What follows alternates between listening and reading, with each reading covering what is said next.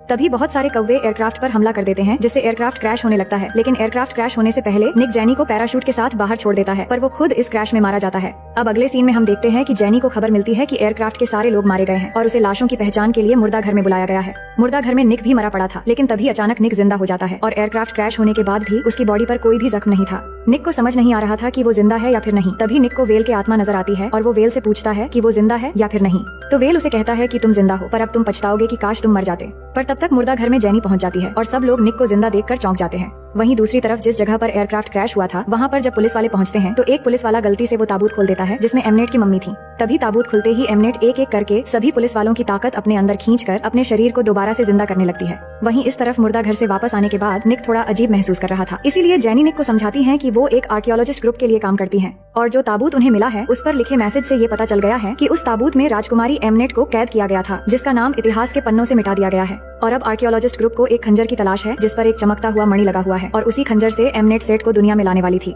पर अब उस खंजर का वो मणि कहीं खो गया है। लेकिन कुछ दिनों पहले इंग्लैंड में खुदाई के दौरान जो विशाल कब्रिस्तान मिला है उसमें खंजर का वो मणि मिलने की आशंका है। अब इन सब बातों और एयरक्राफ्ट के हादसे को कनेक्ट करने के बाद जेनी को ऐसा लगता है कि उन लोगों ने देवता को शायद नाराज कर दिया था या फिर कुछ और गड़बड़ है। अब निक जेनी की बातों पर कंसंट्रेट नहीं कर पा रहा था क्योंकि उसे हर जगह वेल दिख रहा था। तभी निक घबराकर वॉशरूम में चला जाता है और उसे वहाँ पर भी वेल दिखता है और वो उसे कहता है कि हम दोनों अब श्रापित हो चुके हैं और अब हमें वही करना होगा जो एमनेट चाहेगी। लेकिन निक कुछ समझ नहीं पा रहा था कि ये सब क्या चल रहा है। जिसके बाद वो जैसे ही वॉशरूम से बाहर आता है तो उसे दूर किसी की परछाई नजर आती है और देखते ही देखते बहुत सारे चूहे उसे घेर लेते हैं और एमनेट उसके पास आने लगती है। लेकिन तभी जेनी निक को बचा लेती है। असल में ये सब कुछ निक की कल्पना थी। अब निक जेनी को बताता है कि तुम जो भी कह रही थी सब सच है। उन लोगों ने देवता को नाराज कर दिया है और अब उन्हें इस मामले को हल करने के लिए उस ताबूत को खोलना होगा। इसके बाद निक जेनी को उसी जगह ले जाता है जहां उनका एयरक्राफ्ट एक्सीडेंट हुआ था और वहां जाने के बाद दोनों ताबूत ढूंढने लगते हैं। लेकिन तभी निक को कुछ लोग पकड़ कर ले जाते हैं और ये वही लोग थे जिनकी ताकत एमनेट ने छीन कर उन्हें ज़ॉम्बीज बना दिया था। अब वो लोग निक को पकड़ कर रखते हैं और वहाँ पर एमनेट आती है और आकर वहीं खंजर से निक को मारने ही वाली थी कि अचानक रुक जाती है क्योंकि उस खंजर पर वो मणि नहीं था।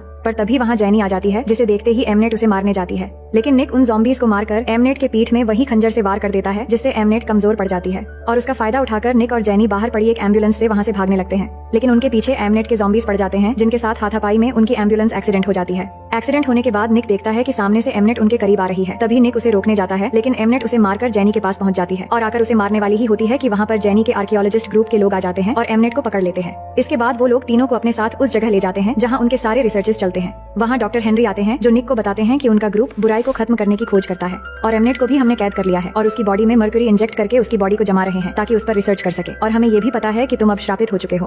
तभी एमनेट निक के दिमाग पर कब्जा करने लगती है और इसे विजन्स में बताती है कि अगर वो एमनेट का साथ देकर सेट को दुनिया में लाता है तो वो हमेशा के लिए अमर हो जाएगा और फिर दोनों मिलकर दुनिया पर राज करेंगे। पर जेनी निक को बुराई के रास्ते पर जाने से रोकती है और उसे याद दिलाती है कि वो एक अच्छा इंसान है, उसे एमनेट की बातों में नहीं आना चाहिए। इसके बाद निक डॉक्टर हेनरी से श्राप को खत्म करने का तरीका पता करने जाता है, पर डॉक्टर हेनरी बताते हैं कि ये श्राप तो निक की जान लेकर ही खत्म होगी और वो चमकीला मणि लगा हुआ खंजर से निक की जान ली जाएगी, तभी ये श्राप खत्म होगा। दरअसल डॉक्टर हेनरी का प्लान यही था कि वो जेनी का इस्तेमाल करके निक को बुलाएंगे और उसे मारकर सेठ के श्राप से दुनिया को बचाएंगे और एमनेट की बॉडी को जमा कर उस पर रिसर्च करेंगे। लेकिन जेनी को डॉक्टर हेनरी का प्लान पता चल चुका था, पर इससे पहले कि वो कुछ करते डॉक्टर हेनरी को उनकी बीमारी का दौरा पड़ जाता है। डॉक्टर हेनरी को एक बीमारी थी जिससे वो अचानक मॉन्स्टर बन जाते हैं और इसे खत्म करने के लिए वो एक इंजेक्शन लेते हैं। लेकिन इनके बीच बात होते समय इंजेक्शन में थोड़ी सी देरी हो जाती है जिससे डॉक्टर हेनरी अनकंट्रोल होकर मॉन्स्टर बन जाते हैं। लेकिन उससे पहले वो सभी को कहते हैं कि यहाँ से सब बाहर चले जाओ और सब बाहर चले जाते हैं। लेकिन सिर्फ निक उनके साथ अंदर फंस जाता है और फिर डॉक्टर हेनरी उस पर हमला करने लगते हैं। इसी बीच खुदाई के दौरान मिले वो विशाल कब्रिस्तान से वो चमकता हुआ मणि मिल जाता है और ये बात एमनेट को पता लग जाती है और उस मणि को पाने के लिए एमनेट कुछ मंत्र पढ़ने लगती है जिसके उच्चारण से एक मकड़ी आकर डॉक्टर हेनरी के एक आदमी के कान में घुस जाती है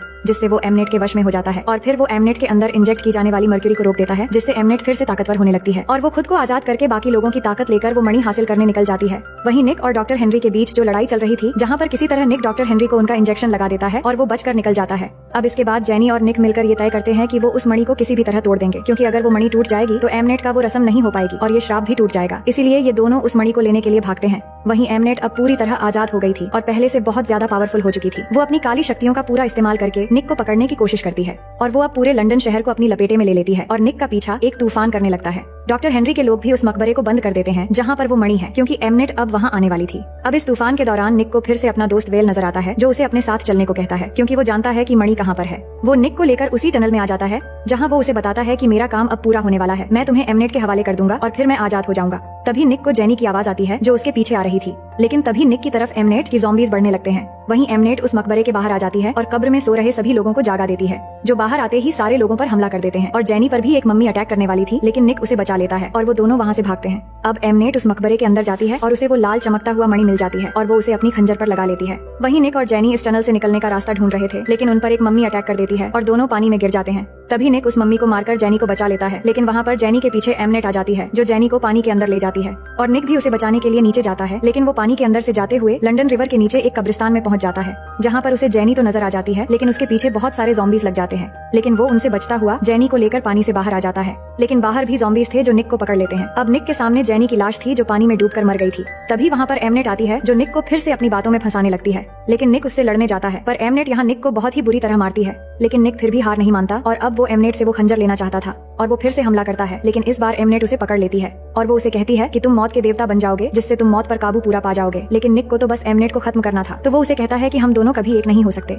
जिसके बाद एमनेट उसे उठाकर पटक देती है, लेकिन इस बार निक चालाकी से वो खंजर ले लेता है और उस खंजर को जमीन पर मारता है, जिससे उस मणि में दरार आ जाती है। निक फिर से ऐसा करता उससे पहले एमनेट उसे रोकती है और उसे कहती है कि ऐसा मत करो, क्योंकि इसके टूटने से सब कुछ खत्म हो जाएगा और तुम देवता नहीं बन सकोगे। लेकिन अब की बार निक उसे ना तोड़कर खुद अपने सीने में मार लेता है और उसके बाद निक के अंदर सेठ की पूरी शक्तियां आ जाती हैं। इसके बाद वो भी पावरफुल बन जाता है और एमनेट पर हमला कर देता है। और अब क्योंकि निक के अंदर सेठ की ताकत पूरी तरह से आ चुकी है, इसलिए वो एमनेट की सारी शक्तियां चूस लेता है और उसे फिर से एक मम्मी में बदल देता है। दरअसल उसने अपने आप को खंजर सिर्फ और सिर्फ जेनी के लिए ही मारा था, ताकि खंजर मारने के बाद उसे सेठ की शक्तियां मिल जाएं और वो जेनी को फिर से जिंदा कर सके। उसके बाद वो जेनी को जिंदा कर देता है और यहाँ से निकल जाता है। अब इसके कुछ समय बाद डॉक्टर हेनरी यहाँ पर आते हैं, जो जेनी को बताते हैं कि हमें नहीं पता कि निक अपनी शक्तियों का इस्तेमाल बुराई के लिए करेगा या फिर अच्छाई के लिए। और अंत में हमें निक को इजिप्ट के रेगिस्तान में दिखाया जाता है, जहाँ उसके साथ उसका दोस्त वेल भी होता है, जिसको निक ने फिर से जिंदा कर दिया था। और ये एक अनजान सफर पर निकल पड़ते हैं और इसी सीन के साथ ये कहानी यहीं पर खत्म हो जाती है।